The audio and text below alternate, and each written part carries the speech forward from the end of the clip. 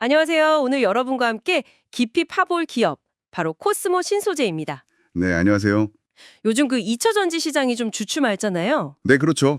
분위기가 예상 같진 않죠. 근데 이럴 때일수록 진짜 실력 있는 기업을 알아보는 게 중요하다고 생각해요.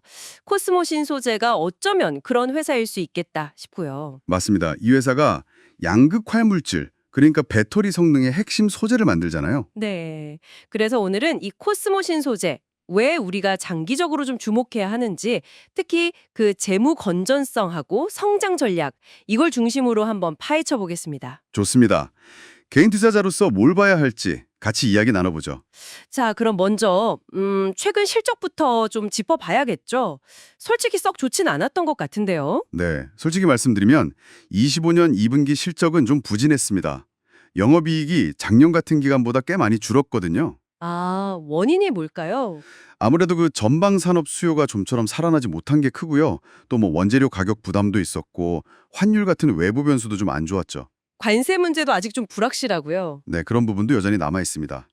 여러 요인이 좀 복합적으로 작용한 결과라고 봐야겠죠. 음, 실적 숫자만 보면 좀 아쉬운데요. 근데 또 다른 얘기가 있더라고요.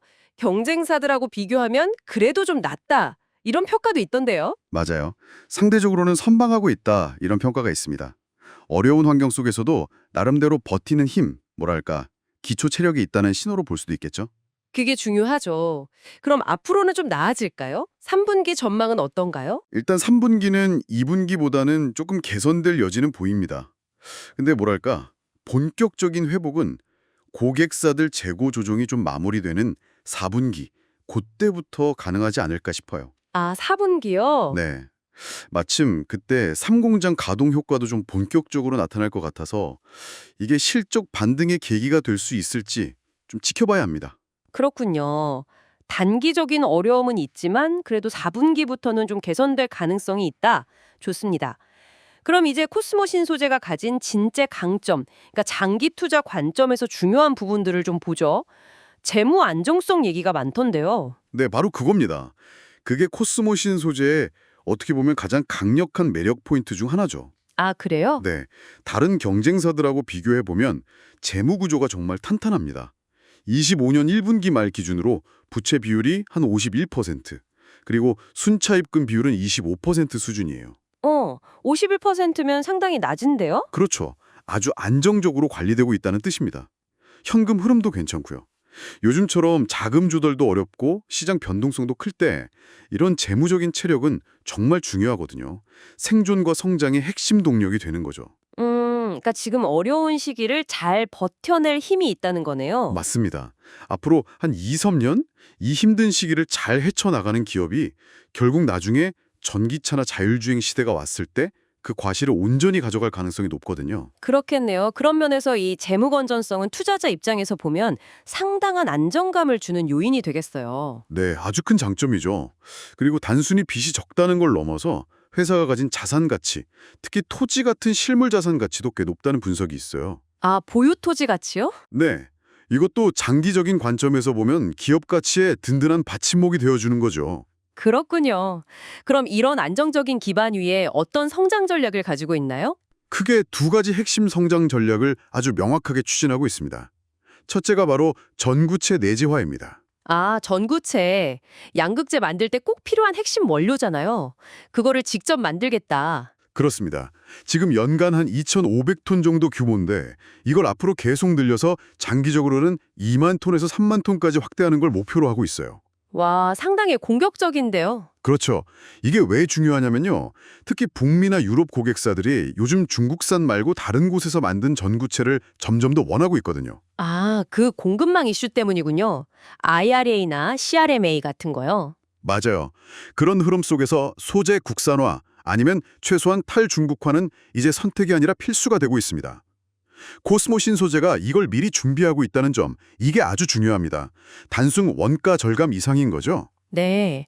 시장 변화를 미리 읽고 움직인다는 거네요. 전략적이네요. 그럼 두 번째 성장 동력은 뭔가요? 양극재 자체의 생산 능력, 그러니까 캐파를 꾸준히 늘리는 겁니다.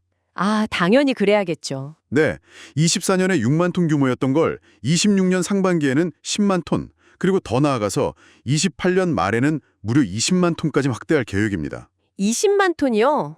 와, 네, 미래 전기차 시장이 커질 것에 대비해서 공급 능력을 확실하게 확보하겠다는 의지를 보여주는 거죠. 여러분의 투자 관점에서 보면 성장하는 시장에서 우리도 같이 크겠다. 이런 분명한 청사진을 보여주는 셈입니다. 그렇군요. 정리를 좀 해보면 코스모 신소재는 단기 실적은 조금 아쉽지만 굉장히 탄탄한 재무 상태를 바탕으로 지금 어려운 시기를 버틸 체력이 있고 네, 그게 핵심이죠. 그리고 여기에 더해서 전구체를 직접 만들고 양극재 생산 능력도 크게 늘리겠다는 구체적인 성장 계획까지 가지고 있다. 이렇게 요약할 수 있겠네요. 정확합니다. 특히 요즘처럼 변동성이 큰 2차 전지 쪽에서는 이런 안정성과 성장성의 조합, 이게 장기 투자자에게는 상당히 매력적인 포인트가 될 것 같습니다. 맞아요. 위기 상황에서 진짜 실력이 드러나는 법인데 그게 바로 기초 체력, 즉 재무 건전성이거든요. 코스모 신소재는 이 강점을 가지고 현재의 파고를 넘어서 나중에 전기차, 자율주행 시대가 활짝 열렸을 때 그 수혜를 크게 받을 가능성이 높은 기업으로 평가받고 있습니다. 네, 장기적인 관점에서 포트폴리오에 담아볼 만한 충분한 이유가 있어 보입니다. 네, 그렇게 볼 수 있죠. 자, 오늘 코스모 신소재에 대해서 정말 깊이 있는 이야기를 나눠봤습니다. 최근 실적 숫자보다는 그 뒤에 숨어있는 튼튼한 재무 구조하고 미래를 향한 명확한 성장 전략, 여기에 좀 더 주목해야 할 것 같다는 생각이 드네요. 네, 저도 동감합니다. 어려운 시기를 잘 버텨내고 장기적으로 빛을 발할 가능성, 이게 좀 보이는 기업인 것 같습니다. 여기서 마지막으로 여러분께 질문 하나 드리고 싶어요. 이렇게 변동성이 큰 시장 상황에서 여러분은 기업의 장기 성장 가능성을 볼 때 이 재무적 안정성이라는 요소에 얼마만큼의 무게를 두시나요? 정말 중요한 질문이네요. 각자의 투자 철학에 따라 답이 다를 수 있겠죠. 네, 한번 고민해 보시면 좋을 것 같습니다. 오늘 저희 이야기가 여러분의 투자 판단에 조금이나마 도움이 되었기를 바랍니다. 내용이 유익하셨다면 좋아요와 댓글로 응원 많이 해주시고요. 네, 부탁드립니다. 앞으로도 좋은 정보 놓치지 않으시려면 구독과 알림 설정도 잊지 마세요. 다음 시간에 더 알찬 내용으로 다시 찾아뵙겠습니다. 감사합니다. 감사합니다.